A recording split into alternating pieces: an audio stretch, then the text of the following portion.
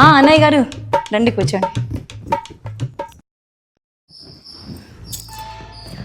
ఏమన్నయ్య బాగున్నారా? బాగున్నానమ్మా.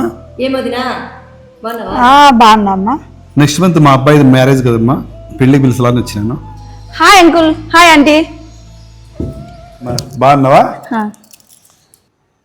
ఎంత ఇస్తుంది ఏంటి కోడలు కట్నము?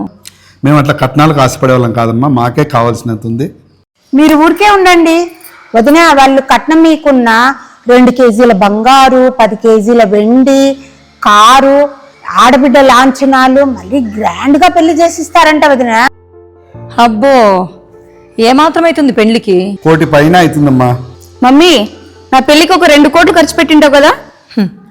తిక్కదానా, నీ పెళ్లికి 2 కోట్లయింది, 3 కోట్లయింది అండి. తల్లి అనుకుంటే బిడ్డ చాలా బడాయిది కదా. అవునవును, తల్లి 1 నెంబర్ అయితే బిడ్డ 10 నెంబర్ ఉన్నట్లుంది. అవునండి. రే నాయన్పల్లి క్రాస్ దగ్గర ఎయిర్పోర్ట్ పడుతుందంట, అక్కడ స్థలాలన్నీ కోట్లు కోట్లు చేస్తున్నాయి. లక్ష్మి అత్తకి కోట్లు ఖర్చు పెట్టడం అంటే మంచినీళ్లు తాగినట్టు కదత్త. ఊరుకోరా, మన గురించి మనం పోడుకుంటే ఏం మాట చెప్పు. వీడు నా మేనల్లుడండి. ఏమమ్మా, మీ 2 అమ్మాయిల పెళ్ళిళ్ళకి రాలేకపోయినాను. మా పెద్ద అమ్మాయి అమెరికాలో ఉంది కదా, అప్పుడు అక్కడే ఉంటుంది. మీరు పెళ్లికి రాకపోయినంత మాత్రాన మా పెళ్లి ఏమైనా ఆగిపోయింది అంకుల్? పానీపూరి బాగుంది కదా. వాడు తలకాయ కొక్కుంటూ పానీపూరి వేస్తాను, చూస్తారా ఫస్ట్ మీరు? టేస్ట్ అబ్బే